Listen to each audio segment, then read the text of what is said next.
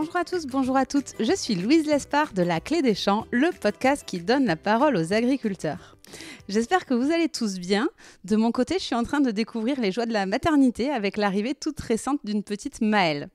Mais grâce à la super team qui m'entoure, on ne vous laisse pas tomber pour autant. C'est Lisa qui va reprendre le micro pour vous proposer une série qu'on a nommée « Le jeu des 7 différences ». Au programme, 7 épisodes durant lesquels Lisa est partie à votre rencontre pour tester vos connaissances agricoles et vous en apprendre plus sur le sujet. Allez, je vous laisse en compagnie de Lisa. Bonne écoute et à très vite.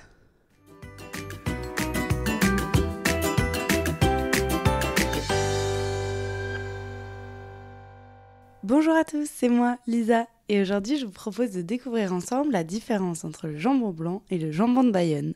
Allez, c'est parti, partons à votre rencontre pour tester vos connaissances sur le sujet. Bonne écoute!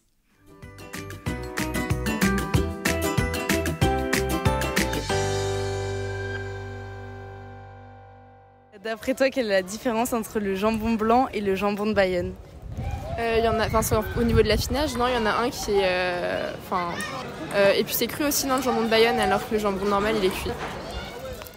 Le jambon blanc et le jambon de Bayonne, et, déjà le goût aussi, mais après j'ai pas envie de dire de dinguerie, dire que c'est pas le même animal, mais si c'est le cochon, mais il y en a un, c'est pas la même partie du cochon. Le jambon de Bayonne il est sec, alors que le jambon blanc il est cuit au torchon.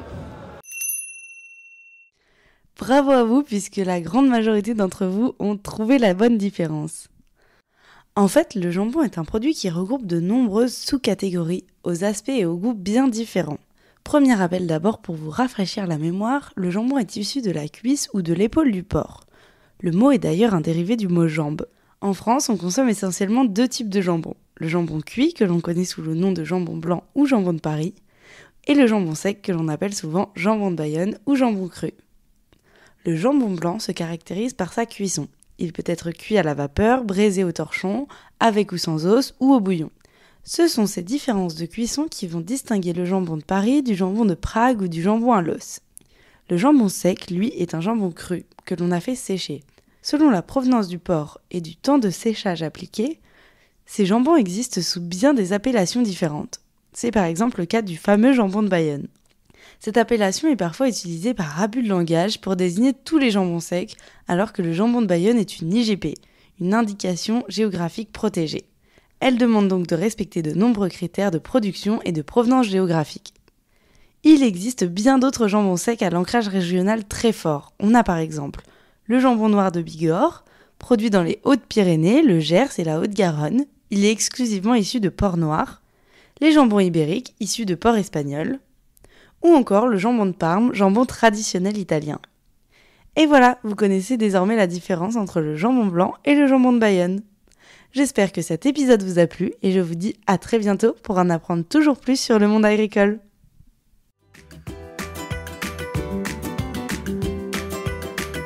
Et voilà, c'en est fini pour aujourd'hui. Vous souhaitez aller plus loin dans la découverte de l'agriculture ? Si vous êtes dans une entreprise qui travaille au contact du monde agricole, sachez que La Clé des Champs propose des formations à cet effet. L'objectif ? Mieux connaître les réalités du métier d'agriculteur pour vous permettre de mieux performer dans votre job. Après avoir suivi un module e-learning où des experts reconnus vous expliquent les enjeux auxquels est confronté le monde agricole, vous partez passer une journée en immersion à la ferme avec vos collègues et maximum par groupe de 5 pour un véritable vie-ma-vie d'agriculteur. L'occasion de passer de la théorie à la pratique et de profiter d'un temps d'échange privilégié avec l'agriculteur qui vous reçoit.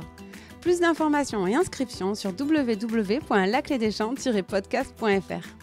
Et avant de partir, dernière chose, si le podcast vous plaît, n'hésitez pas à lui mettre une note 5 étoiles ou à en parler autour de vous. Ça m'aide énormément à faire connaître le podcast. Merci beaucoup et je vous dis à très très vite.